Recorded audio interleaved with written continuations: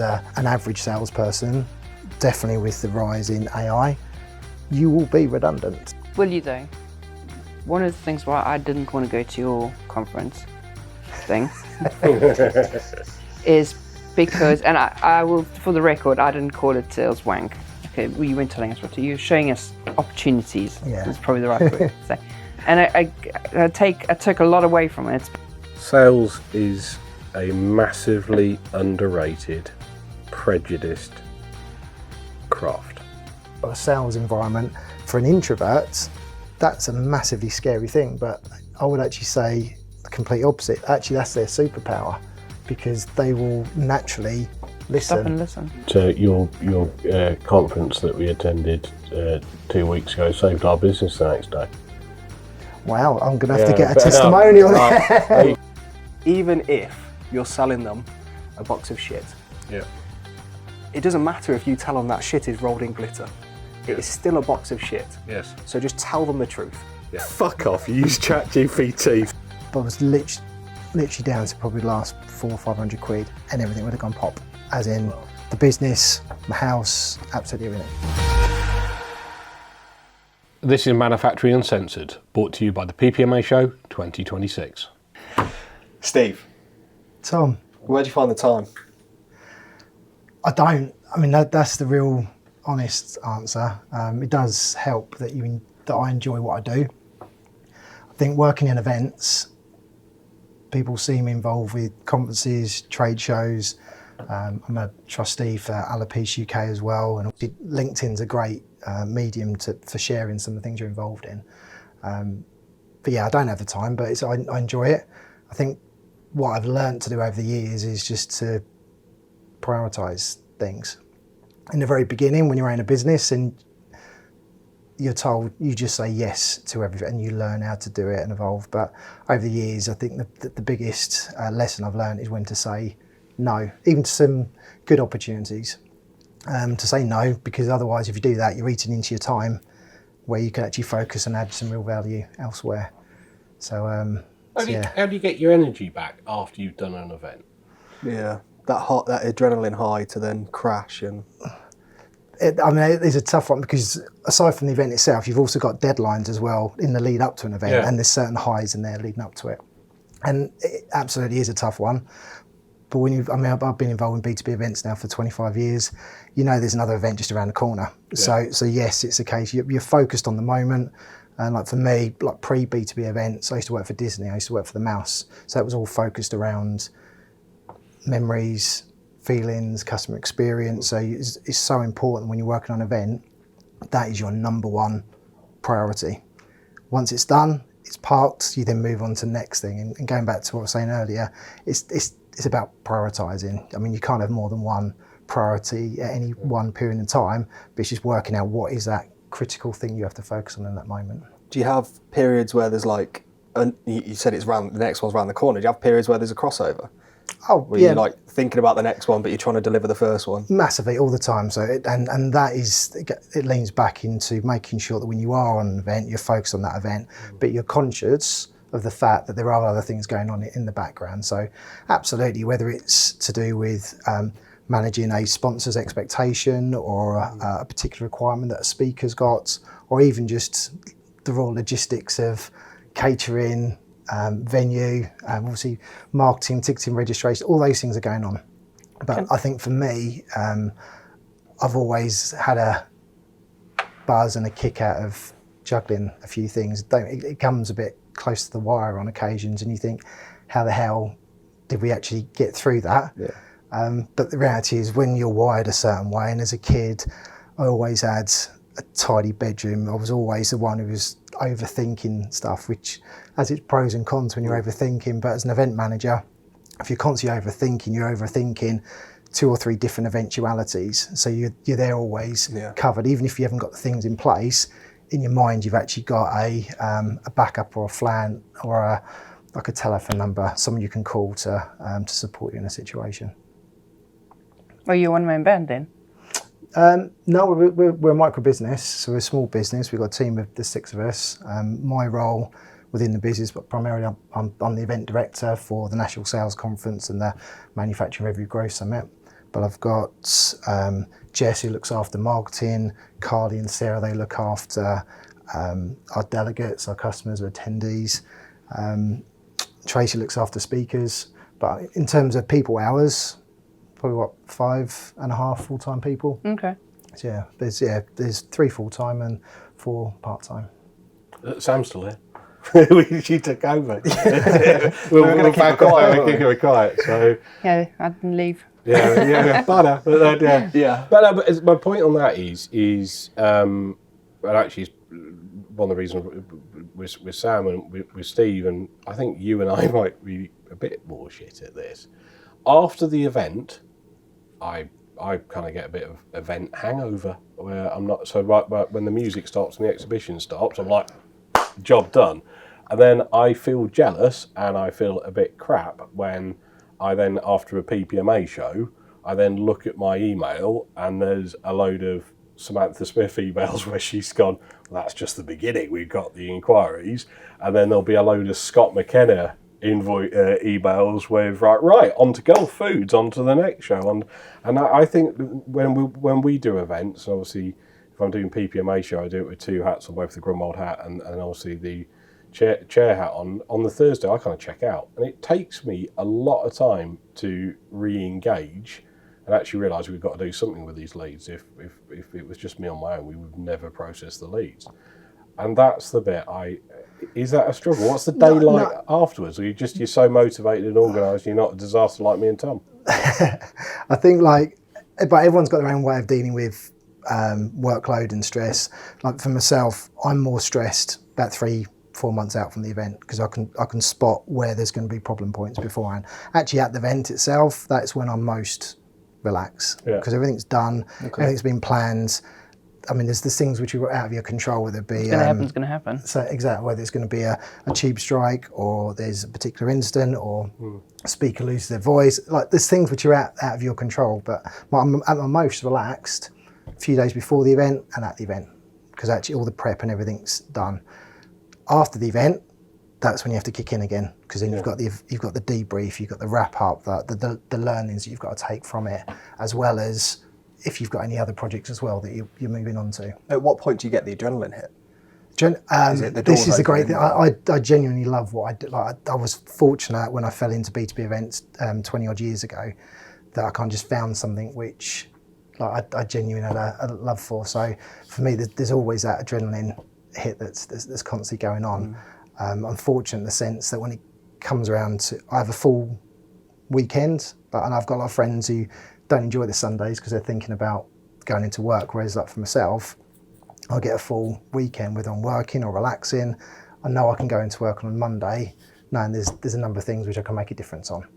And I'm super fortunate with the team, albeit it's a small team, the people I've got around me, they're phenomenal. And for a small organisation, people think Lincoln West. Lincoln West is the business behind the National Sales Conference. We're also the UK sales agent for a number of Messe Stuttgart shows, Vision being one, where there's a number of Automate members that attend.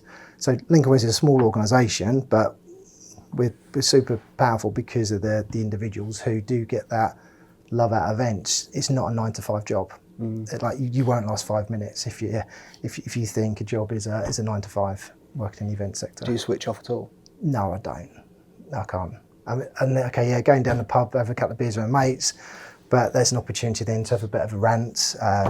But no, I don't typically switch off. If I'm out for a run or on a bike ride, you just constantly things are just ticking over. But I don't necessarily think that's an event thing. I think it's if you're in a position of responsibility, whichever industry sector you're in, you're always thinking, what can we do better, differently? How can we evolve things? What have we learned here? So I suppose I'll put it down to if you're in a role that you love what you do, you're always thinking about what you could be doing differently. When do you switch off? I don't. My switch is broken. But it's true. I mean, with and I've always had a bit of an issue with when people start talking about this whole work-life balance thing. It really gets my goat massively because they come hand in hand. I mean, like, you can't have a life without work and obviously remuneration that comes with it. but it has to blend in together. And I've got a lot of really, really good close friends that I've met through work. And for me, this whole work-life balance, I get why some people do have to do it for whatever reasons, whether that's for health reasons or how they've just learned how to manage their own stress levels. I understand that, but for me, it just blends into one. And I'm thankful that I enjoy what I do, and I've got a lot of good people around me who I enjoy spending time with and learning from. Do you switch off? Yeah. You do? Yeah, absolutely. I weekends today. Oh, yeah, I had to self-taught it, teach it, because I was a bit of a penis, wasn't I? When we first did the MBO in 2018. But yeah, I do.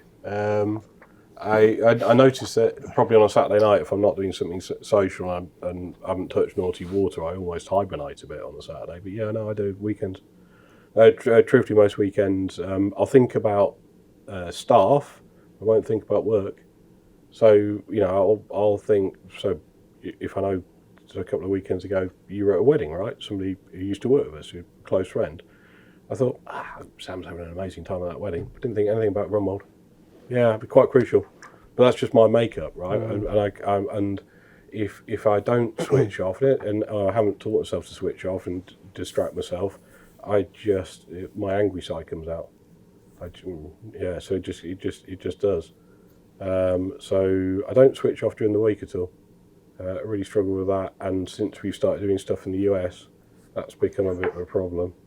Is that we get the worst of both worlds, in that quite often our professional day starts at 6 a.m. when the Germans wake up, because Grunwald tends to be a 7 a.m. start business, and we've still got stuff going on this week in California, right?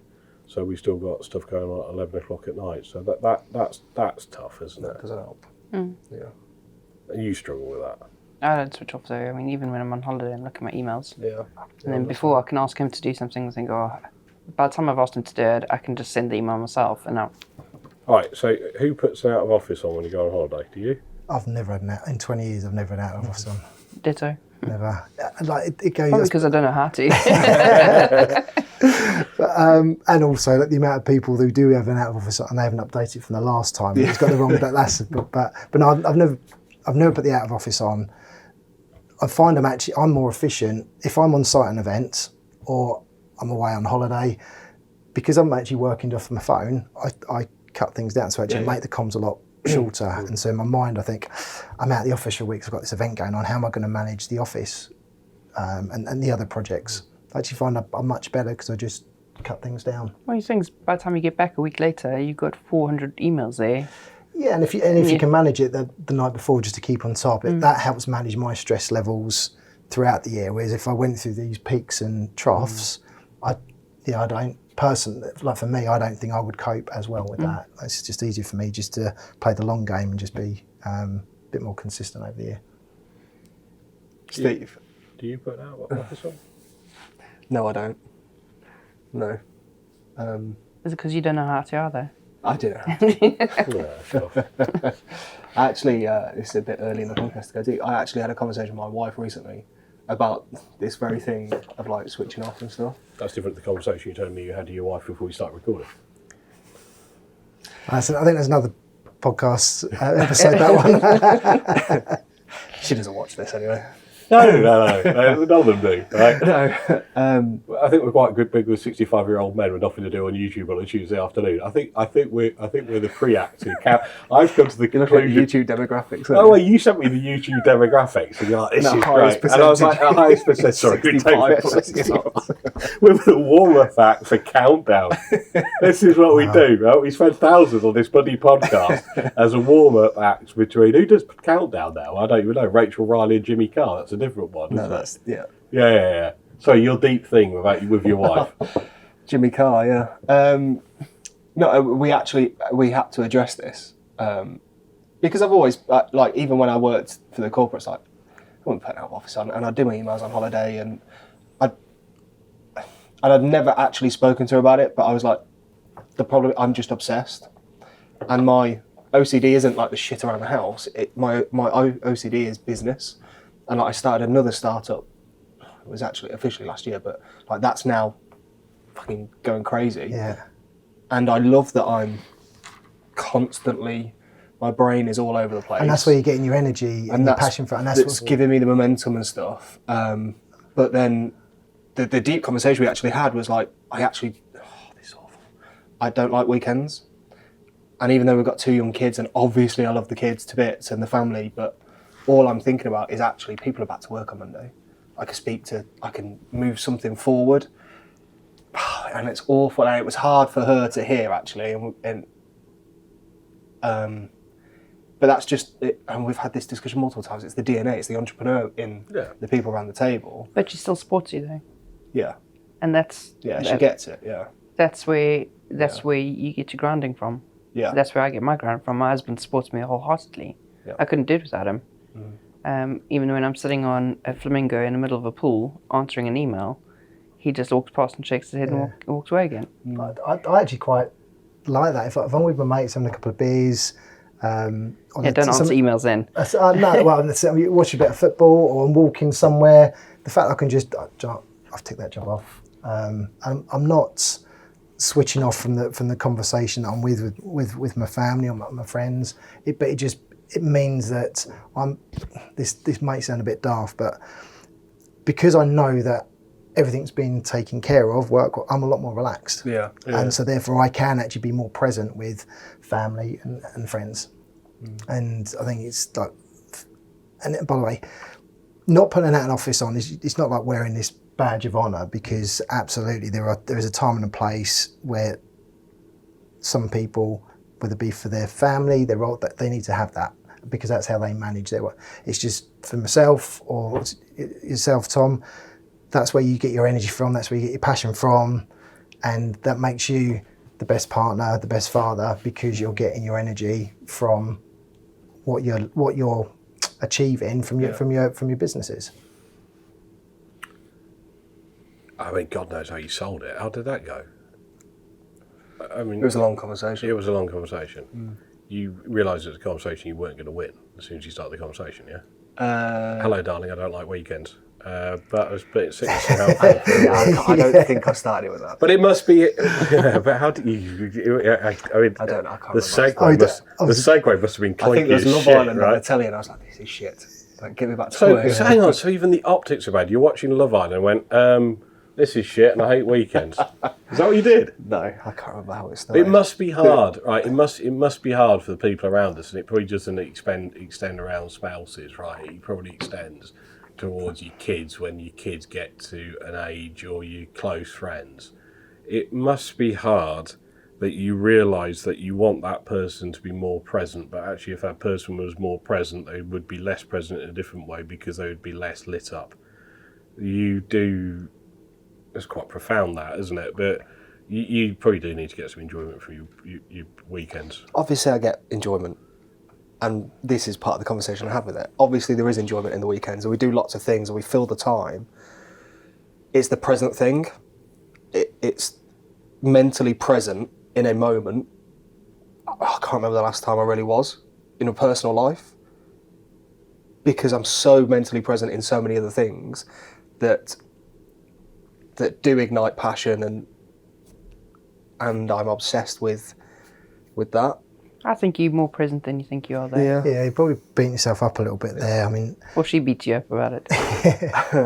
but just at the weekends, you're not full on work. No. And so at the weekends, I'm not full on. If I go on a bike ride, or if I'm going and spending time with the kids, going out for a few beers, I'm in a different environment. So therefore, that actually triggers different thoughts, different ideas. So even I'm not full on working, there's just different thoughts which are going through my mind, which I can then park that and then move it over to Monday. So just having that mix up at the weekends, you don't have to completely switch off, but it just keeps your new ideas flowing. This is Manufacturing Uncensored, brought to you by the PPMA Show 2026.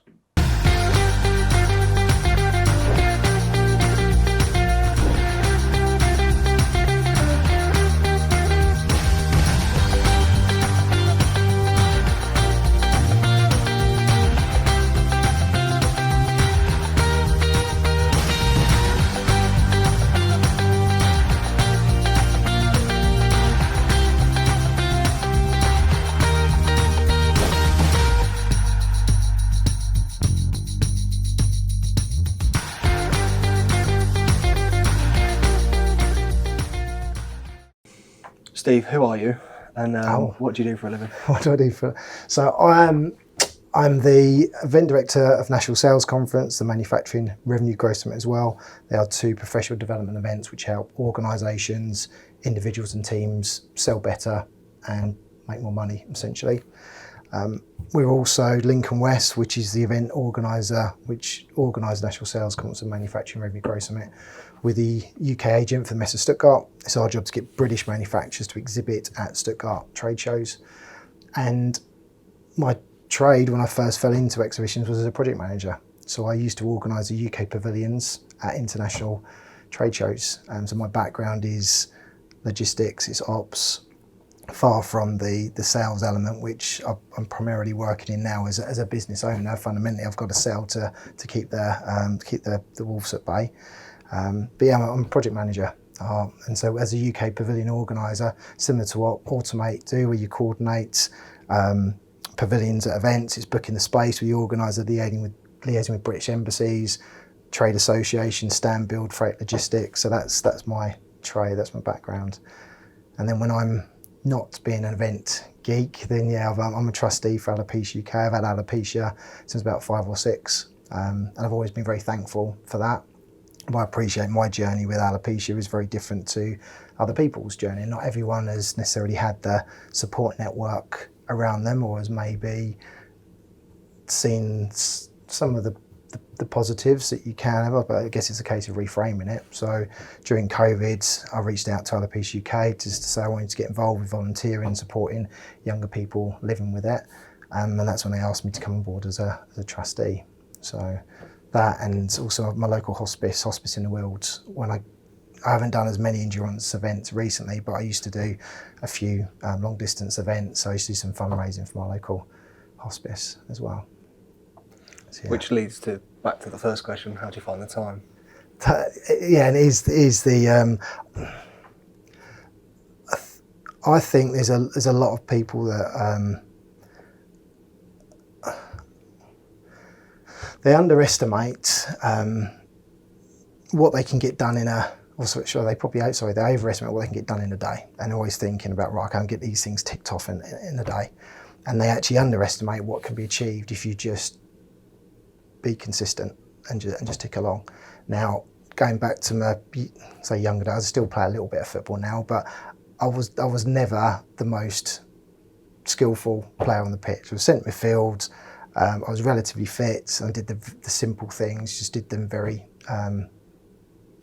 well. I was consistent, and like for me, that's always been the case, not just with sport, but business, relationships, like friendships, just being consistent. Because if you're consistent, you're always going to achieve a lot more. Whereas if you're constantly going for that, it's that magpie effect. You're going for the shiny thing all the time, and then you end up beating yourself up because you don't get all those things ticked off in a day. Whereas if you're just focused on being consistent, sticking to those processes, then you do end up achieving a lot more. It's a lot easier now. Okay, yes, I've had 20 odd years in B2B events. I know that if I've got a problem I need to fix or a conversation I need to have, it's a lot easier now. I can drop a text to someone. I can pick up a phone. I can have a conversation because over the years I've built up great relationships with people. So it's a lot easier. I don't have to invest as much time in working on projects. Whereas in the early days, there's no trust there in the beginning when building those relationships. So I think the relationships is a key thing, and also enjoying what you do and being good at what you do. You can be a lot more productive then. And I know now that when I'm involved with an event, when I'm involved with a project, I can just pick up the phone and talk to people. And we've got experience of working with different organisations and going back 12 years when we did a project together. So I know what Steve thinks, I know what Steve's going to do. Yeah, we trust Steve, we can crack on with that. And I think that's probably the key thing. It's just those relationships building over the years. Mm-hmm. Relationships, key word. Yeah, before we grill Steve on business and sales, we should probably address that Sam's sat next to him. I said that. Yeah, I know, but there will be people that watch this that have not watched episode 10. She came back 2 weeks later, and we're all wearing the same clothes. And, she's original. She left her favourite pen here, and it just happened we were recording. Sam, who are you? And what do you do for a living? So I am the projects and operations director at Grunwald. Demote yourself up to suits for me. We'll have a conversation later.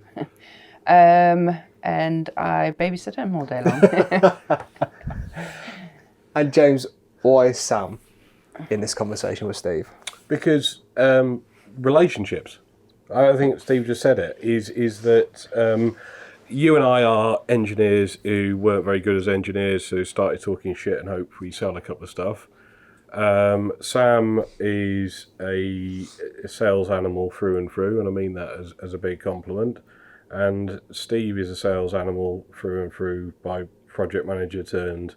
That's the interesting thing, actually. You're project manager turned sales. She's sales turned project manager. That's quite an interesting dynamic. And Steve runs a load of events to make cynics like Sam perform better. Yeah, we'll get onto the event. We'll get onto the where event. Sam is a cynic. But what's interesting is what Steve just said there is he twigged. Twigged? Twigged? Oh, yeah. Oi. Oh God! So we went to see a customer in Atlanta about 3-4 years ago, and first of all, I packed my wife's T-shirt so it wouldn't fit. It was not a good look. And I managed to turn up to the customer wearing 2 different trainers, different colours. Did they place an order? No, because and he kept on calling him Warwie. And I couldn't. The guy was called Rory, and I kept saying Rory. So yeah, Sales 101. relationships. That's why we go into so I can just like mop up his mess as we go along. Do you think he's just said something interesting? You're not leaning in front of that camera, are you? The executive producer says no. He's executive now. He's an executive. 2 weeks ago, he was just producer. Do you think our project engineering, because we still do the project side of it and we still do the sales side of it, that's because we have lasting relationships with the customers now? And I haven't factored that in. Do we get a load of capacity back? Which, we talked about capacity. If you started doing everything you're doing tomorrow, you would probably burn out because you're doing such a lot of it on muscle memory and such a lot of it because you know who to trust and not to trust. I'm thinking about what you and I are negotiating in between these podcasts over 2 weeks.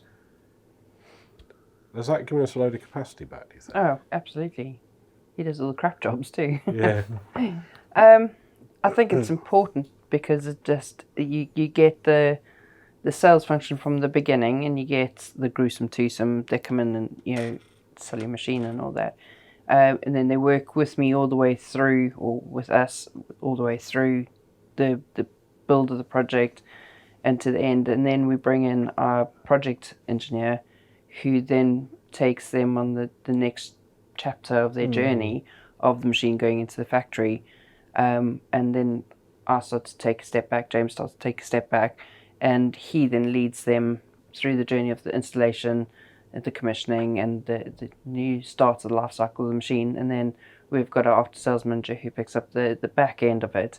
So I think it's important that the customer then sees that if you can't get hold of James or I, there's James Heens, or there's Monty, or there's Andy at times. There's a whole ream of things. So I think the typical salesperson has fallen away a little bit, and you're probably going to disagree with me on this. No, I wouldn't say that. Without question, there's obviously a stigma associated with the word sales, and we can go back to the double glazing, used cars, sales. There is a stigma without question associated with that. We also know, no matter which industry sector you're in, we all know it's so much easier to retain a customer than what it is to go and get new customers. So that's where the relationship element comes into it. Now, speaking from my own experience, I'm not an engineer. I was project management by trade, and the company that I first started with, within events, we had a project team and we had a sales team. So the sales team would get all the companies booked in for the trade shows. When it came around to doing all the rebooks, even though I wasn't remunerated, there was no commission or bonus, it was basically me that did all the rebooks because the customer felt more trusted liaising with myself because I had the knowledge on what the construction was going to look like, what the true deadlines were going to be. So I think it's an evolution definitely of where an average salesperson is going to differ from a great salesperson. So those great salespeople will have their eyes and ears and understanding the full want, the full need that the customer's got. I mean, I think it's fair to say that we're all guilty of this, and I can say as an event organiser business that we often think we've got an amazing product, but that's the wrong way around. Like, we've got an amazing product, we want people to buy that product, and that's what the great salespeople do. They flip it around, they focus on customer intelligence, and this is where in the age now of AI, we're in a brilliant place where we can collect all this data intelligence and customer intelligence. We're focusing on what the actual customer wants, then we can build the products around them. And just by having that continuity there, I don't think there's any customer that would have a issue with there being a bit of a hiccup in the process. Like they run businesses and they understand there's always going to be a bit of a hiccup. If you've got a salesperson who's going to be there for every step of the way, that can listen to them, can understand them, you say buying loyalty, you're earning loyalty. Mm-hmm. I agree. I'm going to play devil's advocate because I agree with that if you're a service business, because the same, what do you want? I will sell you anything and I will make it happen. But if you're building a machine, I suppose it then affects delivery, right? It affects the back office. If the salesperson is going out to every customer and saying, what do you want? We'll build whatever you want, bells and whistles. And there's a delivery service that has probably, I don't know how many products you have on the shelf. Maybe it's not you're not the right person, but some of the robot companies I've worked for in the past. Robot wankers. Okay, a vision company I worked for in the past have a set of products. Vision gimps? What? No, nerds is what we call them nerds. Right. Yeah. Yeah, but you playing devil's advocate as you have to, but you're talking utter. Do you think? Yeah, because really? Everything's a service. Everything's a service. Is that if those two quite talented people at talking shit, you got them to swap over, they get 80% the way to being able to do each other's job in a week. The 20%, good old Pareto theory, would be a struggle, and that's where they'd ultimately would fail. Because I don't think anything, with the exception of probably Chinese SUVs, I don't think, and that will change because somebody else will come along and they'll have to do service product. You're selling the product to sell the service. Everything's a service. And it is now. Yeah. I wouldn't say it always has been. Yeah, but it is now. It is now. Because people don't want to just buy and be forgotten. They want to be loved and nurtured and that. And that is a thing that will get you back in the door again, is that you looked after them and you were there for the good, the bad and ugly. And I think that's what a lot of people forget in sales. Or the old-fashioned salesperson would go and, I'm going to sell you that glass of water, you're going to buy it, and then I'm going to walk away. I'm not going to come and refill it. Well, I've sold it to you already once, I don't have to come and refill it. But now, we know that you're going to want it refilled, so I'm going to come back and refill it again. But I'm going to have people supporting me because I can't always come and refill it. I have to have somebody else to come and refill it. Yeah, and that will also go back to how an organisation structured. How is an organisation rewarding those project managers, those salespeople for retaining that business? Because back in the day, it would have been obviously, yeah, quite right. I think you should get a higher commission if you're bringing Don't some mention that. to new people business. watch it that work for us. But on the same token, you need to be rewarding. Now, whether this is on a base level salary or other bonuses or commission with the customer success managers, the project managers, because they are maintaining that project. And going back to the product service element, I mean, it's cliche, it's used over and over. No one wants a newspaper. They want the content in the newspaper, and the product is giving you the outcome. Yeah. Whatever the outcome is, the product is giving you the outcome to achieve that. But companies are evolving. They've got to evolve. As an average salesperson, definitely with the rise in AI, you will be redundant. Will you though? What AI is doing it's not going to replace great salespeople.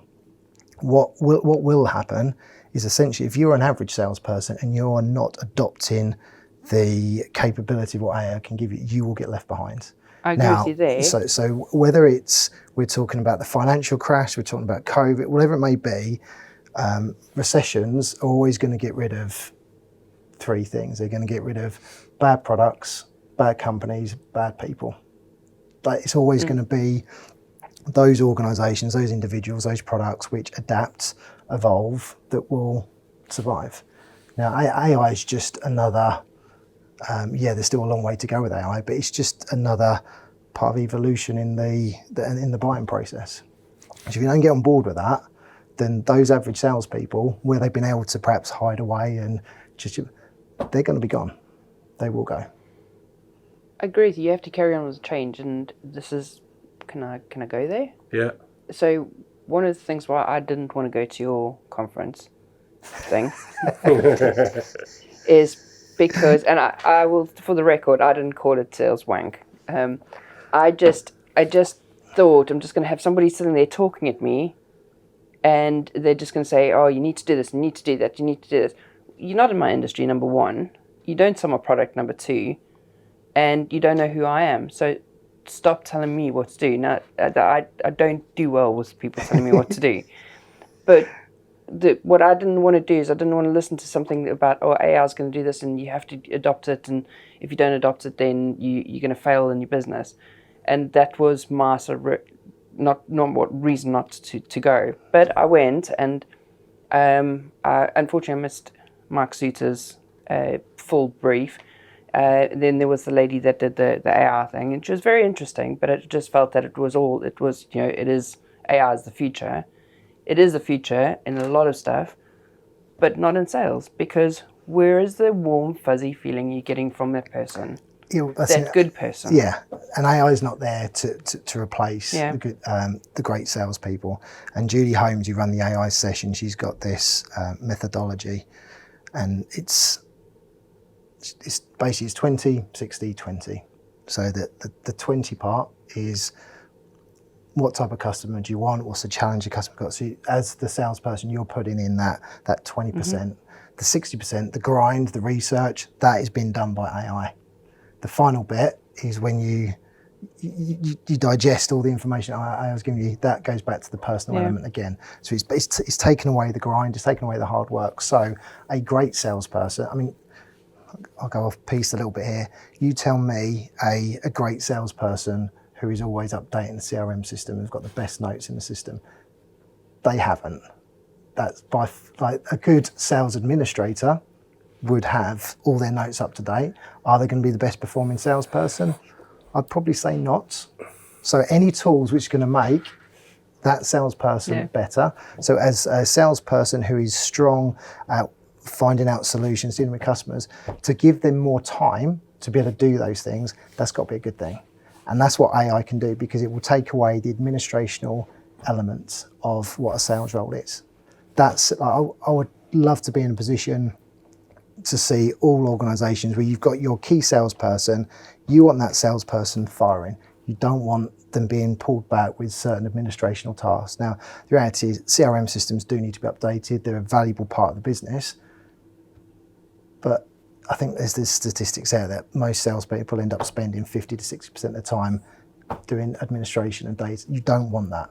You want them talking to customers. Stop goading me. You want them spending time with customers, find out what the real problems are. So if you've got tools in place which can mitigate those things, that's a great thing for the bottom line. Why am I goading you? Hey? Why am I goading you? Because I'd like to think I'm a good salesperson and my notes are at top form. Okay, and I'm not doubting that. What I'm saying is you could be doing more sales if you had administrational support with the use of AI. I agree with you. I'm not disagreeing with you. The conversation we had on the train is that why must I be told what to do? Or, okay, well, you weren't telling us what to do. You're showing us opportunities. Yeah. That's probably the right word to say. And I took a lot away from it, especially Paul McGee was absolutely fantastic. But what I don't like is it seemed to, and not from your conference, not from that, is what people are forgetting about sales, and I see it all the time, is the warm, personable feeling is gone, or isn't what it used to be.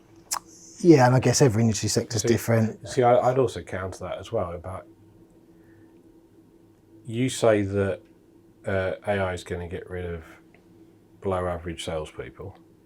I don't disagree with that. No, so it'd be the ones who don't adopt. Don't adopt it. Yeah. But I also think at this stage where AI, it's also making the shit ones be wolf in sheep's clothing, because I think the most average salesperson has a piece of automation to make them look great, which means that everybody looks great, which everything gets in the noise, and you're losing some of the personal touch, because you turn something out with AI that makes the best, slickest approach. Yeah, but you can spot AI content out there. I mean, it's how you use it. But I think, but if you look at it, I think there's a lot of, about to probably slag off some of my members, but sorry, I'm not around for only a year more. I think if you look at it, I think companies are, from a sales and marketing point of view, if you see them as entities rather than actually people for a moment, I think we actually have an opinion that everybody is using AI, and as long as they get rid of the big dashes and they do some form of 20-60-20, you've got a situation that every business looks absolutely incredible, which means that actually picking out who is incredible and who is or credible and who's not so credible is quite hard. I actually think AI is, at this given moment, is making finding new leads harder, because if you're looking for a piece of equipment, if you're looking for a service, if you're looking for a holiday, AI has generated a process where it is very, very hard to sort out the wheat from the chaff. So I would actually say that I agree with you. Those who don't adopt it and the way it develops, it will pick off the weak. There is a Darwinism element to AI, maybe for humanity. Having been to your event about AI and been to the launch of a humanoid robot, I think we're probably good as humans for about 2042, then the gig's off. But at this given moment, I actually feel that AI is creating a level playground that shouldn't be level. Everybody looks confident, and I think AI in sales and marketing is actually at this given moment eroding trust a bit. But I mean that is a massive opportunity though, and for a good or a great salesperson pre-AI, they would need to do their research on that organisation. What are their needs? What are their wants? What do their customers want? Yeah. Okay, so going to stop you there. So you're getting AI to do that.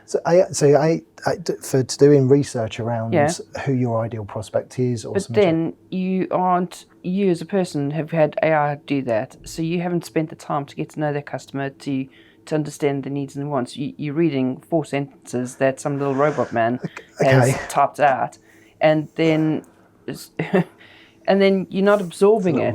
We're at a stage whereby we've built up relationships. So we're assuming we've built up a relationship with a client they can test. If it's a brand new client, this is probably going to be an unpopular thing to say, but when you're prospecting to a new organisation, are you telling me they've told you the 100% truth all the time? Absolutely not. Absolutely not. So therefore, the information gathering there is actually, I wouldn't say it's wasted time. You're basically working out whether to believe them or not. So by doing some initial research, so I think certainly for the new customers or the new prospects you're going after, that element of research being done by AI is definitely going to give you a head start. Of course, those existing partners that you've got, absolutely, they're going to feel comfortable telling you what their real hurt is, because they know you're not going to actually leverage it against them, or the fact that they've got a backlog on certain products or on the supply chain. But for going out to find those new businesses, you have got to have a certain amount of knowledge on what their needs are, what their wants are. I mean, you have to feel that though. Yeah, but okay, who's answering the phone these days? Oh, and it drives me absolutely wild. So therefore, we could get people on the phone knocking out loads of phone calls. How many calls they probably get through to? Depending on the industry sector, maybe 10, 15. I mean, if you can have 5 decent conversations with customers in a day, I think you've done really well. So AI should not be taking away the human skill, the emotional intelligence, the human intelligence. And Paul McGee obviously spoke about this. AI can actually supplement, support, and grow that. So think about the administrational tasks, the research tasks, the personalisation that you know that you need to get past the gatekeeper, or you know you need to actually get in front of that decision maker. So therefore, it frees up the relationship skills that individual has got. I'm not disagreeing with you wholeheartedly. A little bit, not wholeheartedly. But what also you do is very often when you're doing that research, you're going down that rabbit hole, but then... Oh, no, that's just a conversation start. We know that we're never going to be able to provide a solution, or even, if you can close a deal on a first call, then you're probably in the wrong job, to be fair. But it's to start that relationship going. It is, but what also drives me absolutely insane is that you get an email from somebody, and we've got a particular customer that does it, and I write my emails like a talk, so that email's come from me. You know that I've actually sat there and spent time and have typed it out. I've thought about what I'm going to say, probably corrected a few things because I've been a bit rude about somebody, but I've sat down and thought about it. I've taken the time to think about writing that email. Then you've got James over there that dictates it, and then AI writes it for him. And I'm going, but that's not you anymore. Yeah, but everyone's dealing with different organisations and different people within the organisation. I think that's where the human element comes in, is actually using that judgment call as to when am I going to be using an AI tool, or when do I need to just get in the car and go and have a conversation with that customer. I think we've even lost it since COVID because so much now is on Teams. But AI is not. It's not a new thing. I remember days when it was before emails and you're dealing with fax machines and stuff. So that was just a technological advancement. That's all AI is now. And if it can free up the skills, the abilities, the learned experiences that the great salespeople have got to have more conversations, that's the definite win. And I suppose going back to the National Sales Conference and the Manufacturing Revenue Growth Summit, speakers we have in place, they're there to do 30 to 45 minutes. There's no way they're going to completely fix any kind of failings or make any kind of improvements in organisations. They're there to really kickstart a conversation. And I think for me as an event organiser, when I first started off in events, I automatically assumed that as an event organiser, it was my job to organise a conference, organise an exhibition. What I learned over the years is far from the truth. In fact, that the organisers who think they're just there to put on a show, and again, I appreciate Automate UK organise a very successful PPMA show, but what they really do is they organise an environment where there's loads of conversations happening. So it's not the products on the show, it's not the speakers, it's not the content. As the great event organisers, they're actually engineering thousands of conversations, because that's you can't replace that. That's your point. You have to have those conversations. Just looking at James, like we're redundant in this. I know it's what he wanted, though, isn't it? What it tells you. So maybe just change tack a little bit. Sales is a massively underrated, prejudiced craft. Those two have both agreed and disagreed on some points, but what they talk about is some absolutely incredible human factors, which means that your events go okay, very well, outstandingly, and are growing, and Sam sells machines. Is that the personal touch and the skill set that you require to sell a thing is remarkable, and it is a natural talent that can be nurtured with doing things that you're doing and learning, but it is a natural talent, and yet it's a natural talent where you are kind of treated as a second-class citizen. Accountancy is not a natural talent. Anybody can be an accountant, they just need to be dull. But that's the thing. But a good account, they are and let's be brutal. Everyone is in sales, and I'm talking from a project management background. Everyone's in sales, even internally. If you want to get that extra £100 on the Christmas party budget, you've still got to sell that concept to the CFO or the internal. You need those skills, absolutely. So yeah, I mean, sales is a natural skill set, and I think it's underrated. And if you watch those two interacting as you and I are trying to work out what's for lunch, the reading of people, and that's something that Sam alluded to. I think what Sam's saying about AI research is quite prudent. Is that if you're going to use AI to do research and profile customers, you almost need to program it to send you into the cul-de-sacs as well. So if you're doing market research, and you just Google everybody who can, I don't know, put water in a bottle, you also need to understand where your product fits. And I think what you have is a situation that it's too easy that you create a situation with automations that you're not actually profiling your customer. Everybody becomes your customer. And I think that's a real danger. And if you go back to when you had, kind of the fax machine generation and kind of mine, Sam and Steve's generation, is that we would spend a lot of time, a lot of the most valuable days we had with the invaluable days, where we'd go down a curve chasing down a particular customer and then actually find that customer was wrong. But what that meant is that when you then did your next level of new customer research and development, you went, that customer actually does X, I don't do that because I lost that day. And I think what you risk is if you automate the front end and you don't profile with enough diligence, you actually have AI being foe rather than friend.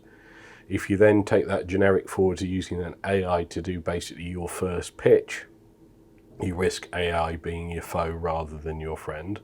So you have this situation where AI is the most magnificent tool for scale up and finding stuff, but it is, and I think you were seeing it a lot with a lot of things, especially in industrial automation that we do, obviously here at Automate, that it's dragging people generics and it's actually acting as a blocker. You're spending all this time fast forwarding into a cul-de-sac and people aren't learning from it. Yeah, it's dumbing people down as well. Yeah. But sometimes when you're in a cul-de-sac and you think you're going to go right, an opportunity on the left comes out. Yeah. And I think that's where sales, so many times, you actually fall into another sales call because you've maybe gone down the wrong, like I was saying, the wrong rabbit hole. And then they say, actually, no, we don't do that, but our sister company does, or people over the road do. And if you haven't got that personal attachment... I totally agree. With AI for myself, I use it to an element, but it's never going to replace my learned experiences or the conversation I had. It's a tool to support that. Yeah. I think at some point soon the bubble bursts and it stops becoming this buzzword and it just fits into it's part of the sales and marketing mix or the ops mix, everything. But going back to the sales thing and it not being cherished enough as a skill, Steve is a very, very good salesperson because he can make people turn up to an event in London in the baking heat in the middle of July when everybody wants to be on holiday, and he fills a room and he gets containment and he gets good feedback. He's very, very good salesperson. However, he's very clear to point out that he started in project management and became sales. Sam is a very, very, very good sales director. She's probably one of the best sales directors in the industry. Not because she's, my business partner. What's your job title? Projects and operations. Because we didn't say sales out loud. And this is what I like about your events, is that as well as blow smoke, I'm giving you a bit of a hard time, I'll blow smoke up your ass for 5, is that we do not appreciate that sales is such a special talent and something, if you're good at, you should be proud of and the world should be proud of you. There's enough skill in sales and pulling it off as being a good carpenter.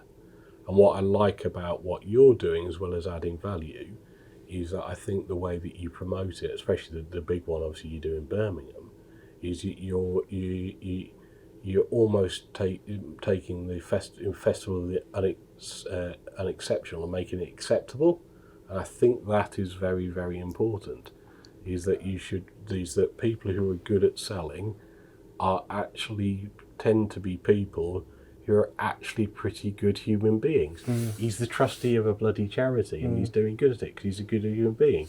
She's the person who, when somebody's leg falls off or they dislocate their toes because they slid on a rug in an Airbnb, she's the one who says you're absolutely... Laughs at you, but actually shows a bit of care and says, take your toes together, right? Or holds kids on the... Or hold kids on the... yeah. And I think there's such a stigma going back to probably double glazing. And I think the other thing is as well, is if we go to the pay point, whoever thought that the longevity of the basic salary and then everything commission on top just makes people arseholes.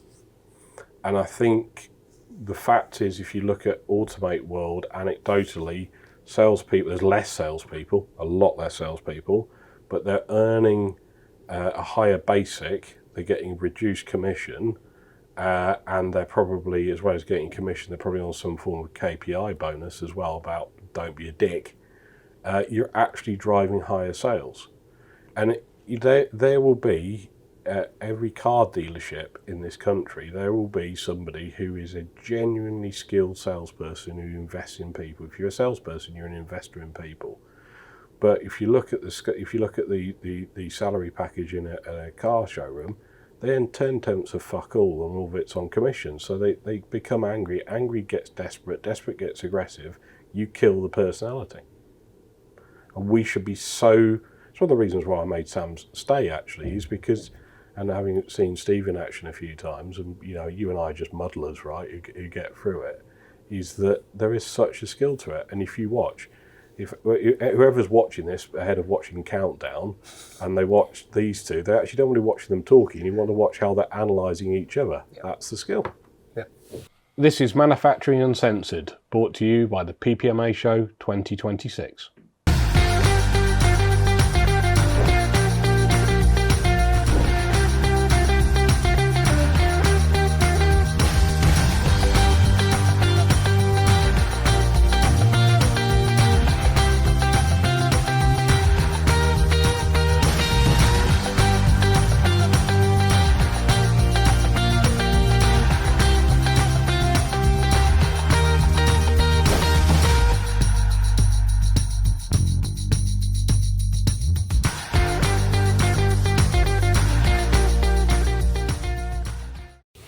Steve, do you think you could tell a good salesperson within the first 5 minutes? Yes. I can't tell whether they can sell or not, but in terms of their qualities, absolutely. I think going back to your point, James, around how salespeople were historically remunerated, obviously that's going to change their behaviours. Yeah. Now the qualities of seeing a good salesperson now is how are they going to help me? Like, is this conversation about them or is it about me? And you have that feel. I mean, that's essentially how any relationship is formed, is how you actually feel about someone. So whether that person is actually a salesperson, maybe they're in a project management role, maybe they're at the start of their career in an administration role. If that person has got a vested interest in the person they're talking to, they've got all the traits, the characteristics to become a great salesperson. Absolutely. They just might not know it yet. Do you agree? No.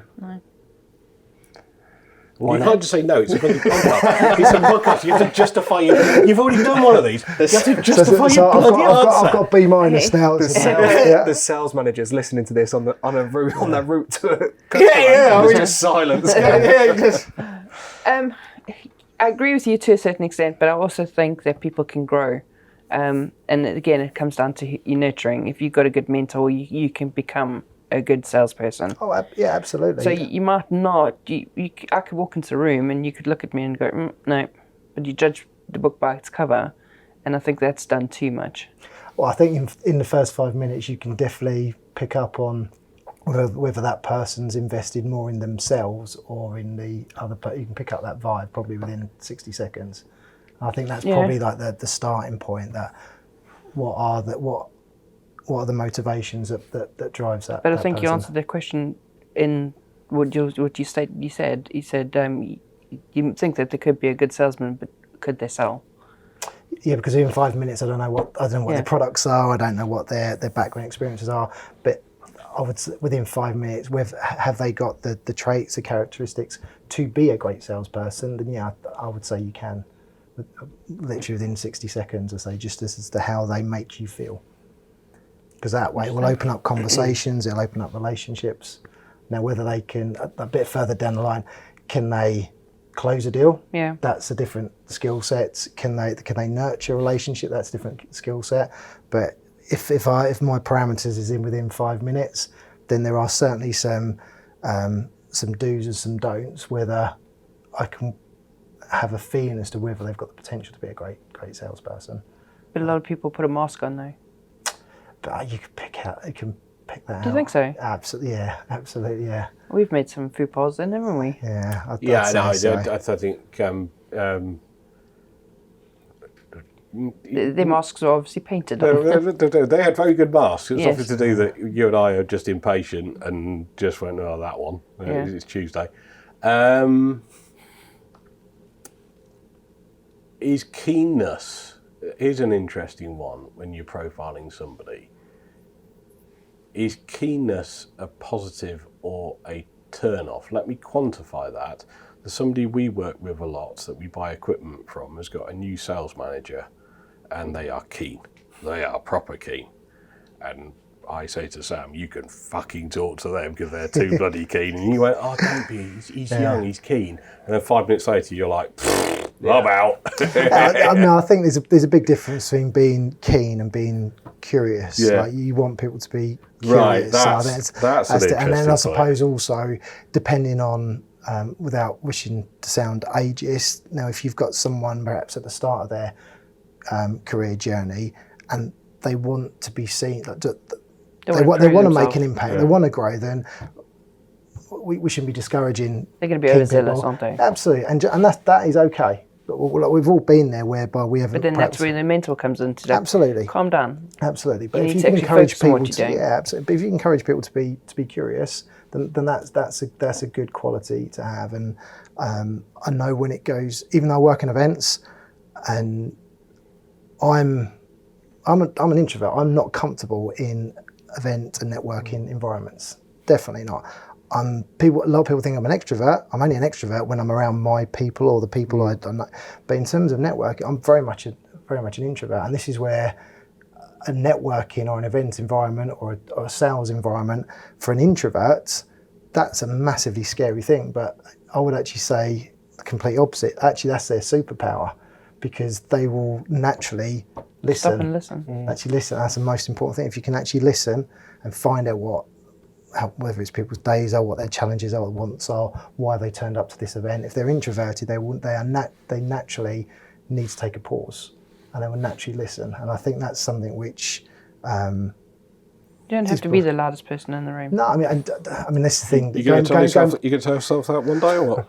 But going back to the whole stereotypes, I mean that is a typical thing for a salesperson to be the loudest voice in the room, the super confident one. When actually, I think personally it goes back to and it's that age-old thing about you've got 2 ears and 1 mouth, and you should be listening twice as much as you're talking. What did they say? Pizza.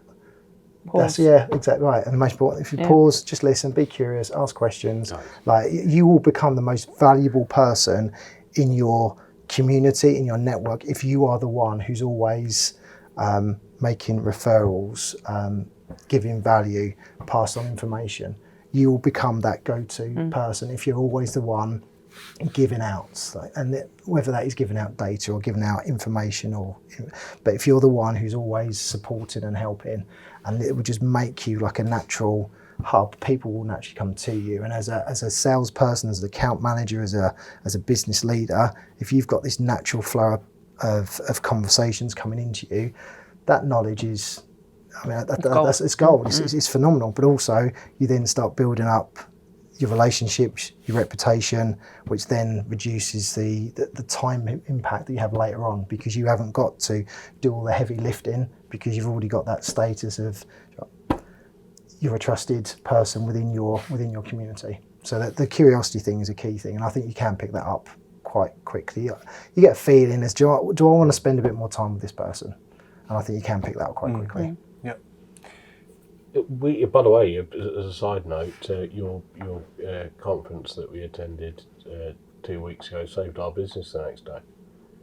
Wow, I'm going to have to get a testimonial. We'll send you a clip of this, but I mean, not in the way that you expect. But we also were two very tired, irritable bunnies when we went back to the office for the first time in 3 weeks. We'd both been out for 3 weeks, and Sam had a week of those 3 weeks where I wasn't around, so there was a bit of pining going on as well. And if I could sum up what our business was like that Wednesday, if it was a GIF, it would be a clown running across a minefield. I don't know, we turned up and just you have days where just everything is shitted useless. Grunwald Limited, and some of them watch this, you're amazing, you're brilliant, I believe in you, no pay rise this year.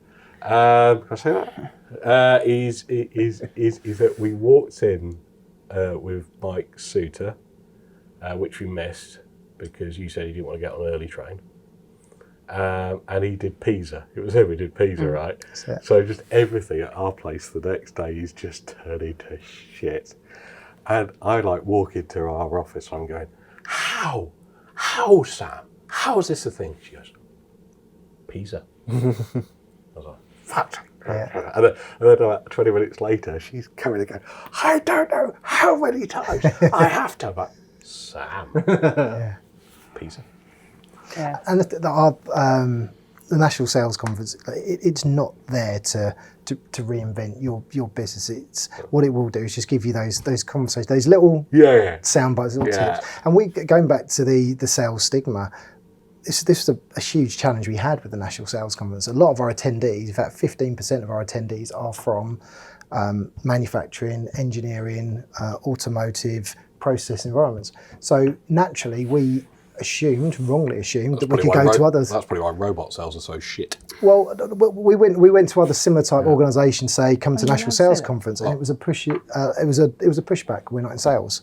We had to create a brand new brand. Yeah. So the Manufacturing Revenue Growth Summit, there wasn't like a super expensive marketing agency that came in for that. We just took the word sales out, replaced it with revenue, put manufacturing, and a cog on it. The content was pretty much the same. No, I can say that because what's the worst thing to do?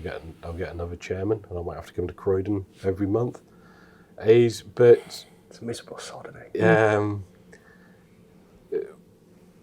You are getting such a low level of manufacturing people coming to your event, and you're changing that, and the world's changing. That's good. Well, Matt, National Sales Conference is cross industries. Yeah. So manufacturing, professional services and software and SaaS, those three sectors made up just under 50%. Yeah. So there are three largest sectors. Yeah. But we know there's a hell of a lot more manufacturers, professional services come along, but it was the word sales which they couldn't resonate with, because typically, I'm generalising now, a lot of people who are in a manufacturing organisation probably started off with a engineering background, love, education, whatever it may be. Yeah. And even though I was an engineer, I was a project manager, so therefore there was that stigma associated to it. Nowhere at his event did somebody say, and I've watched some of the other stuff, and Rosie episode 1, long time ago, big fan of Rosie Days, big fan of sending people to your event, is that they do everything that Steve and Sam has just been saying, and then you look at sales in packaging machinery. Nowhere did somebody say, have I seen at one of his events, somebody said, hey, they want to put ice cream cones in a box. Do you know the best way to sell is turn up in a slightly too fancy car, go into their meeting room, don't listen to anything they say, ask them if they watched the match last night, don't quantify what sport, and then, they just want to put ice cream cones in a box. The best thing you can do? Wang out that video that you have from the automotive factory where you can show them that you weld the side of Toyota Corollas, right? And then be very, very weird and frustrated by the way that when you ring them back, they don't answer the phone and the sales call lasted less than an hour. And the sales technique in manufacturing, especially in the industry that I represent, is appalling. because it doesn't deal. And I think a lot of those people who go in and do that are actually good people who actually, if they listened, like these two do, as we've seen, we'd actually sell a lot more equipment. So I think sales is a very natural talent that needs to be recognised. It shouldn't be. Sales should be more seen as a talent equivalent to carpentry than it should be a profession associated closer to prostitution. Right? It shouldn't have that stigma to it. Right? You want some bloody sound bites, you need a trailer out of this, don't you? And Yeah, I'm glad we've got two cameras, so we just focus on you when you're saying this. Yes, none of us are tossed with your mind. yeah, okay, but so you want a little clip up, all right? It'll make great clips. Yeah, Make don't great worry about clips. You need that, or ruin LinkedIn, won't it? I think about your algorithms, haven't we? See what I have to deal with. And then the other thing is that we've got to get better in niche industry like industrial automation at being more human and more service based and not so product based. Yeah. We talk about why is there such a low density of robot sales in the UK? And you can say, and I'm probably going to annoy all the robot people again, or annoy those who couldn't make it in the robot companies and have gone to things like the catapults. Please just focus the one camera. Is that it wasn't because we didn't invest. It was a little bit, but it's also when you go and see a robot vendor in Germany or in Scandinavia, by the way their culture works, their sales approach is very much like Steve and Sam's. So you shouldn't overlook that this industry that Automate represents needs to desperately improve, and it is the way it does sales, and it needs to be more service, more personal, less product. Yeah. This is a little bit of marketing, but... Engineering sites, download it. No, I'm not going to plug Engineers Insight. I did a bit of content work for a robot company that are trying to break into Europe, and I started looking at like the stuff that they were putting out, and it was just crap. It was like a video of a robot picking something up, and I'd run on the YouTube. Obviously no subscribers, but it'd be like someone that's recorded up their phone, and then it'd be like this polished video. So I put this content strategy together, and I don't give a shit about the product. The actual person needs to know that you can do what they do, based on case study conversations that we seem to have every episode.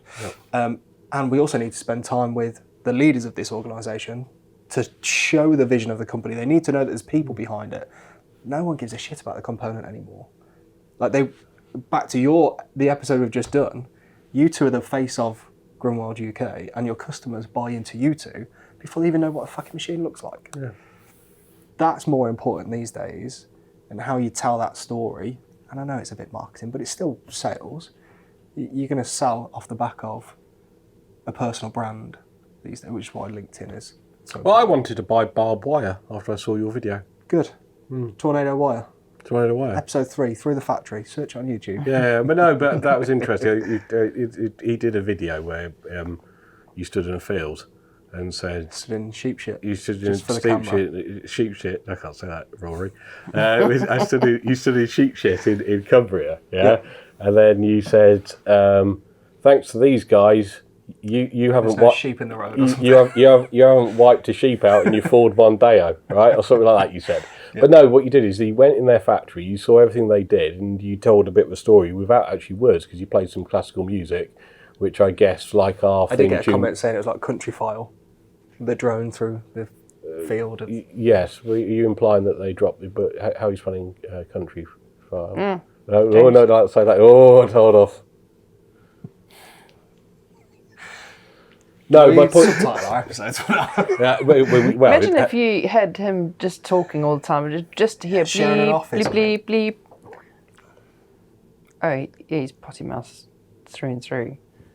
No, but where are you going? Where I was going is that your barbed wire. It takes a while to get there. Your barbed wire. So your barbed wire video told the story of a company that had ethics and values and was cool, and everybody looked happy, and the product was quite cool. Yeah. And you sold the personality and the service of that business without you said 30 words in that whole video. Yeah. And that made you want to buy barbed wire. Yep. and you did everything these two just did in one video. But I'm being big up to you. Yeah. But if you just done buy barbed wire $9.99 a roll, you wouldn't. The video would have tanked, and the company wouldn't have got the rate of return. Yep. So we need to have a culture that sales is a vocation, and it's a cool vocation, and we also need to make sure that people are selling based on personality, on service, support, and meeting the customer needs. Yeah. And you can take away from that comment that you just made is that you do not need to talk so much. That if you can just sell something so well in 30 words, that means you could use less words every day. Yeah, I've said to you for a while you could learn a lot from me, James. Yeah, that's true. I've got a question because I also have an answer to input. What's the best bit of sales advice? And you've already used Pisa, so let's think of something else. What's the best bit of sales advice you've ever heard? Oh. Well, it goes back to the listening, the curiosity. And I think that's something which is just evolved, like for me, that the more people that you see being successful in their chosen career and sector, it's just that ability to be able to listen and to read people. Yeah, read people. I suppose it goes back to like the early days of setting up the business. It was always around, a good bit of advice I was given was around just make sure you're playing the long game. Make sure that you're like the last one standing. You're always there and you're always giving back. If you're the one who's always giving something, you're always going to be needed. Yep. I think that's a key thing there. You're always going to be needed. Anyone else? Just listen to people. I got. Sorry, I wasn't listening. Yeah. I got given one. COVID. So I worked for a manufacturer, and obviously supply chains were decimated. And we were just getting hammered by customers because we couldn't deliver, and Germany were just pushing things back on SAP and not really telling us. And then we were getting the flack from the customer. I'm sure thousands of businesses in the same position. And it was the service manager that said to me, and I think I was moaning one day in the warehouse, he said to me, even if you're selling them a box of shit, it doesn't matter if you tell them that shit is rolled in glitter. It is still a box of shit. Yes. So just tell them the truth. Yes. Because you will sustain that relationship for a lot longer outside of this downturn. And it sounds stupid, but it was the correct thing, and the customers bought into that more than me just fobbing them off constantly. And we're going to deliver in 6 weeks, and it gets to 6 weeks, and actually Germany had fucked me over, and it was 12 weeks. And it was through COVID, everyone just put their head in the sand and thought, oh. That's a mantra that you and I stick to. We will never ever sell a machine and promise them that they can have it on a 10-month delivery when we know very well that it's going to be on 12 months. Yeah. And then make up some excuse at month 8. Later, We are, and I'm always the one that has to deliver this. I don't know why I'm always the one that, but they say, oh, so what's your lead time? We need this machine in 6 months. And I'm going, you 12 months. And then they, what? And you explain why it's 12 months, and you go through the whole reasoning. And then they come back and they do actually understand that there's a process to it. We don't go and build stock machines and just bash them out. We build them bespokely for their customer. So you then try and make their customer feel a little bit special. Well, actually, they're taking time to build this machine around my product and what my product needs are and what my company's needs are. And I think that is a huge thing, that when you can explain to them why it's on a 12-month lead time and why you're going to take that long to build it. But that comes from the relationship. They also trust you that you know your onions. What is required to deliver that product, and that's where the trust element comes from, doesn't it? Well, you had the most incredible mentor. We touched on it 2 weeks ago. But listen, absolutely. Be truthful at all times, even if it's not bad news. It's not the news you want. Make sure the product fits the solution, and make sure that, and it's very important in B2B, make sure that you share the responsibility with the customer. Well, we did that last week, didn't we? Yep. We went to a customer, they've got pots, and and we walked out of there. We could have walked out with the order, but we basically said to them, "You haven't got the right. Your pot's wrong." And you can put them through our machine. You can do everything that you want. You can seal them. You can do this, but they're still going to do what they're doing. They're still going to break open because you haven't got the right parts, and you're not doing the right technology. Which is that's the right thing to do. The customer will buy into you longer term. But they sat there and they just sort of stared at us for about 5 minutes, and I thought, oh crap, what are we, we've maybe gone down the wrong rabbit hole here. And they eventually were like, we've had 3 other people in here, and nobody said this to us. That worried me. That worried me. I thought so I was comfortable that if when we may still not get the sale, but I was comfortable that we had to tell the truth, and I'd rather lose 70 quid worth of fuel in a car to tell the truth and think that was a Monday, but I can sleep that I haven't got the jeopardy. And 2 days later, and they'd spent a load of time writing a full FDS and URS out, and Sam and I came and just basically went, at face value, went, well, that's shit, isn't it? We weren't quite that brutal, were we? And 2 days later, they're back on the phone with a revised one, but it could have gone either way.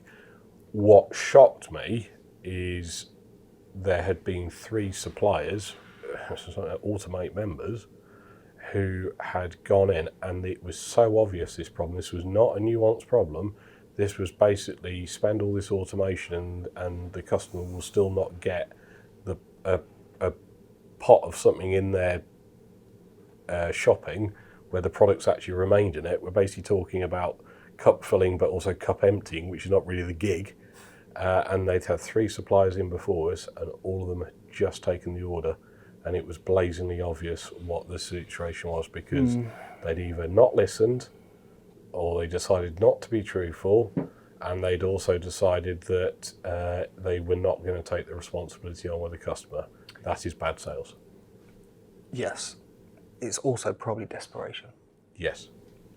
They probably work for companies where they need an order, and it's probably pressured on them, because I've worked in them environments before where you are told to take the order. Yeah.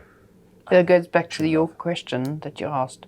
Is it, I think in the last podcast 2 weeks ago, is it a bad manager or is it a bad company? Yeah. Is it the culture? Yeah. I'm conscious that we've not done any of this script whatsoever, but the time is ticking, and we do want to do bullshit or backbone. Do we? We do, yeah. I think it's had its day. It's had its day. Yeah. We actually only did one with Sal, the list. It's like shit bullseye. Bullshit or backbone, Steve? Oh, we're sticking with it. We are, yes. Okay. Yeah, because I spent hours writing these. You'll have to give me. You have to give me some. Fuck off! You use ChatGPT for. No, I don't agree with AI. So you can't back up your answer until you give us bullshit or backbone. Okay, bullshit. You don't agree. Backbone, you do. No, he's peddling this shit, and I hope that. So you're gonna throw some. Yep. Yeah. And basically, you're going to say bullshit or background quite loudly, so the person who's watching this podcast before they watch Countdown, we wake them up for Countdown. That's why we do this segment. Yeah. Okay. People buy from people.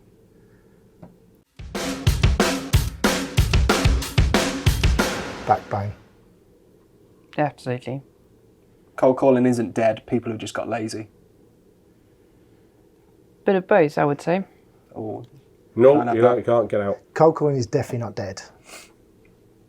Right, so is it bullshit cold or calling backbone? isn't dead. People have just got lazy.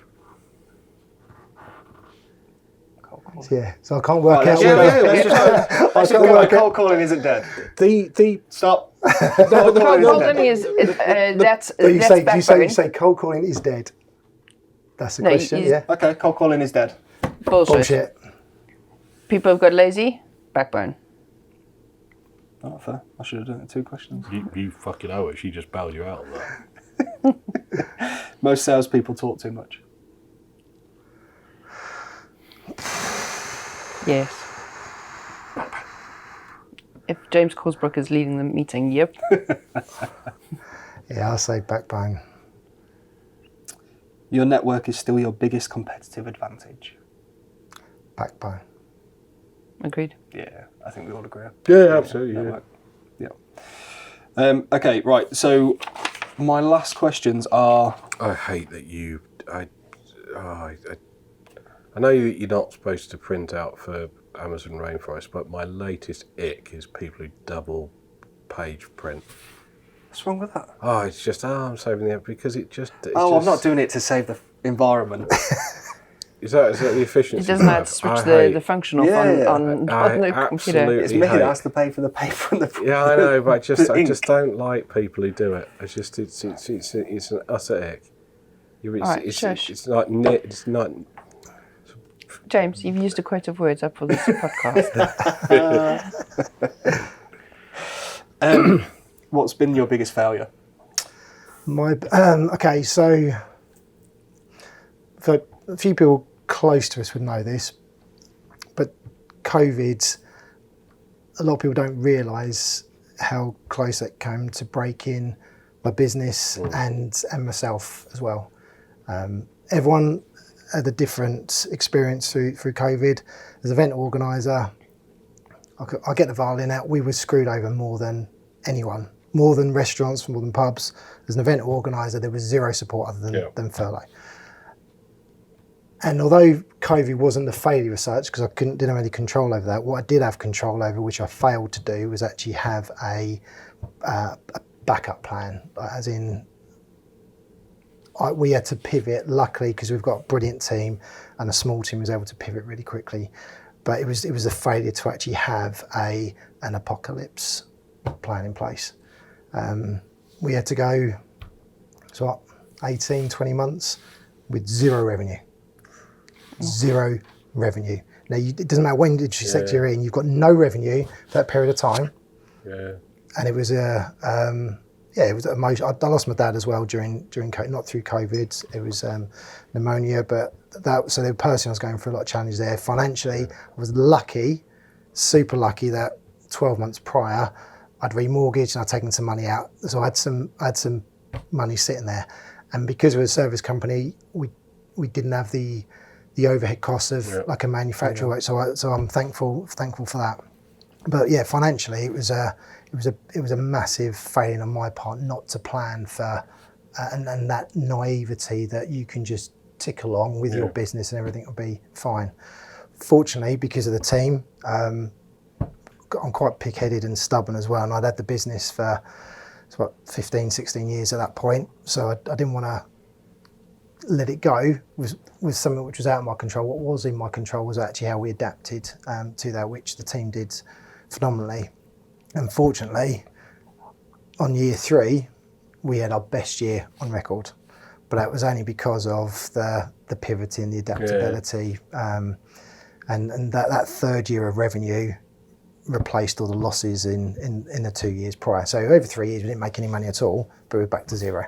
But the massive failure there is not having that naivety of not having a backup plan, a plan B, risk management, and whether that's naivety as a small business owner that we don't need to have a contingency because we haven't got a production line there or we haven't got 100, 200 plus staff. That's my naivety as a business owner. That was a massive failure on my part. Massive failure. So I wouldn't say it's failure. I wouldn't call you a failure for that. I think there'll be 99% of SMEs that will not have a backup plan and will, I sit here right now, I don't have a backup plan. If COVID happens now, I don't know. No, but what I did, and I suppose that the failure is the lack of diversity. So as a business, as an event organiser, yes, we had our in-person events, a couple of stand-build clients, and also we had the Messe Stuttgart contract. So we had a little bit of diversification there. Moving forwards, our portfolio is more diverse. In terms of the National Sales Conference, Manufacturing Review Growth, we've got a lot of online content now. We've got the opportunity for a lot of our attendees and members to actually play back. So we've got another project, another revenue stream that we can invest in. But yeah, definitely the lack of diversity. So like we did have a little bit, so we got through it, but it was tough. It was brutal. It really was. But it was me I've got massive OCD and I'm a massive overthinker as well. The fact that I hadn't actually overthought that eventuality I don't think anybody did, because nobody could see that coming. They didn't, and but rightly, that's like, for me, that's something which I didn't. If I'd had, and perhaps if I'd have made some decisions 2 or 3 years prior to, which were things on my mind that I wanted to do with the business, but because they were never urgent. The great thing about COVID, and I can say this now, the great thing about COVID, it was that hard stop. So therefore, it was either you sink or swim. Yeah. So therefore, it forced you to make that decision. We hadn't done webinars before, so it was okay. Right, let's get online, do it. And we was doing 2 a week, and we were pretty good at it. And all of our speaker network as well, they'd never done it before. But going back to the relationship point, all the speakers trusted us. So therefore, they're going into this brand new world. Who are we going to get into bed with? Who are we going to work with? Do you know what? National Sales Conference. We know they're professional. They've got a strong community there. They're learning, but I know they've got a track record of doing the right thing and following through. So that's how we diversified. We cleaned up our database. We got through it all, but it was literally down to probably the last 400 or 500 quid, and everything would have gone pop. As in the business, the house, absolutely everything. I'm pleased you still see it as a failure, because it means you've learnt from it. And what worries me is actually, off the back of COVID, we still see 2016 as a failure. We got close. We didn't own it at that point, but we had the burden of it. We got down to $2,000 of the overdraft whilst doing the PPMA show. I mean, God, all the times we could have gone bang. I mean, doing it during the trade show when you got a big stand would have been remarkably brilliant. I mean, the Germans would have bailed us out and they'd fucked us off. But I'm pleased you see it as a failure. But go with me on this, because I think some of the biggest failures that we've had, like retaining a labelling business and things like that, which we should have jettisoned quicker, I still didn't view them as failures, which means that you're learning from them. And I think there's too many people who rose tint even the COVID situation or other situations they have, is that if you keep it as a failure in your head, even though you survived, you're not putting on the rose-tinted glasses, which means you're actually making the difference, and you made the difference. Failure is. I sound quite motivational to the point you'll have me on stage. You won't. Please don't. There's failure is a positive. Yeah, of course it is. Yeah. I mean, obviously, I've got 2 beautiful daughters. They're my proudest moment in my life. And this next bit's going to sound really sad. I paid back my bounce back loan. That was just in May this year. Like, that was a massive tick, but it was a bit. And also, some close friends and family, I've just dropped them a text, and they knew how much of a big deal that was to get that done, to get that paid back. That's interesting. So that was a massive win for me. It was like, because obviously, when you started paying it back, it was, I don't know, £900 a month, because I took the 50k out. But you had to do that last payment. It was May this year. I did my last payment. Of course, I thought, do I turn this into a LinkedIn post? I thought, no, this is actually really personal. It's interesting. I didn't discuss it with you. We paid ours off in May as well. I mean, we were a bit. Our COVID was, we had a good COVID, but we took the bounce back loans because we were stuck in this situation where we couldn't furlough people because we support some of the biggest national assets for people having fresh food on their shelves. So we were stuck in a situation that we couldn't furlough. I think we furloughed a couple, right? But we couldn't furlough the most expensive engineers who were basically sat in colouring in, because on a certain day, all 7 of them would be 7 at that point would need to go out. Or maybe like 4, but still 4. But it's an overhead of about £450,000 a year, because they'd have to go out, and whereas normally they're out doing planned stuff. So we took bounce back loan because really so that we could sleep at night, because we couldn't furlough them, because if we said, oh, we can't send you that person because he's on furlough, we would have been remembered that we were the people who couldn't support. So we took a bounce back loan, and then just let it, because it's interest free, we let it ride out, and we invested in better systems off it when we got going again in the summer 2020. And I got quite I wouldn't say nostalgic, but I understand what you were saying. I was like, I went through a range of emotions when I got told by our accountant that the last loan payment had gone out.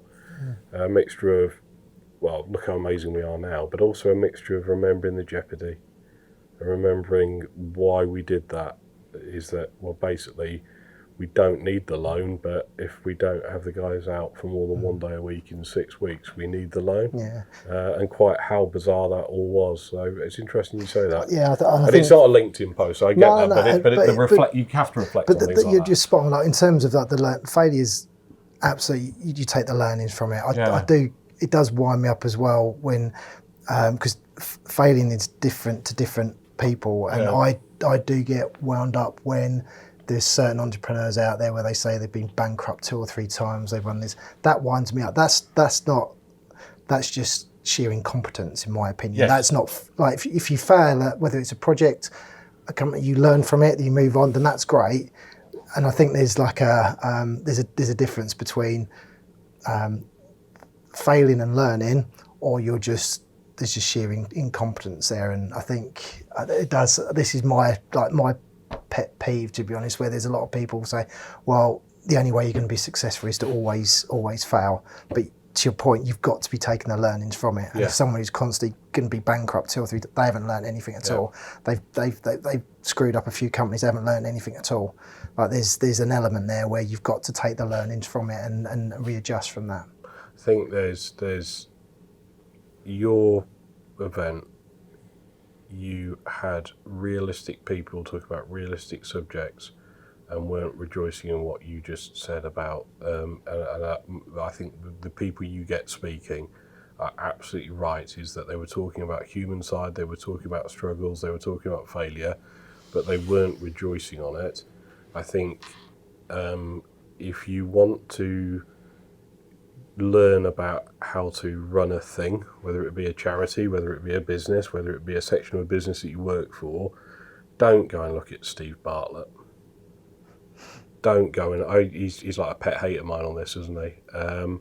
Don't go and look at other kind of Dragon's Den type people, because they're one-hit wonders who have wealth and success that I will never ever have. But then their second career is almost being this pyramid scheme entrepreneur where you two can be the CEO of your own destiny, and it is absolute claptrap. Whereas if you go and if you're watching a Steve Bartlett thing, stop, Google Paul McGee, who was by far the best person that you had speak, and you had some exceptional people, and actually look at somebody who's learnt from adversity, has adapted and has diversified. And that, for me, is why the events that you're running, and I should have known about them sooner. Well, that's on us. We need to improve our PR. That was me, but that was on me. But that was on me. I should have engaged with them sooner, right? And I'm pleased I did, because I thought the people you had were challenging but realistic, and I thought there was a lot to learn from that. Thank you. I think it'd be quite a nice plug to now say, when are the next events? Bless you. So we've got on the 20th of January is the Manufacturing Revenue Growth Summit. There will be over 200 individuals in the room who are from a technical engineering background that are involved with looking after customers. No, so whether that is out and out sales or whether that's account management, customer success, that's on the 20th of January, and it's at the National Motorcycle Museum in Birmingham. So that's technical specific. Then on the 21st of January, the day after, is the National Sales Conference. So the beauty with the National Sales Conference is, yes, there'll be manufacturers, automotive engineers there, but you'll have opportunity to have conversations with business leaders, sales professionals from the world of software, from professional services. So other industry sectors who may not have the same industry challenges, but they've got the same leadership and the same customer challenges as well. So 20th of January, and as an Automate UK member, you also get a discount to attend. You do? I think that's a great place to finish the pod. Okay? Yeah. Bless you. Thanks so much for having me. Thanks so much. That was brilliant. You can go home now, sir.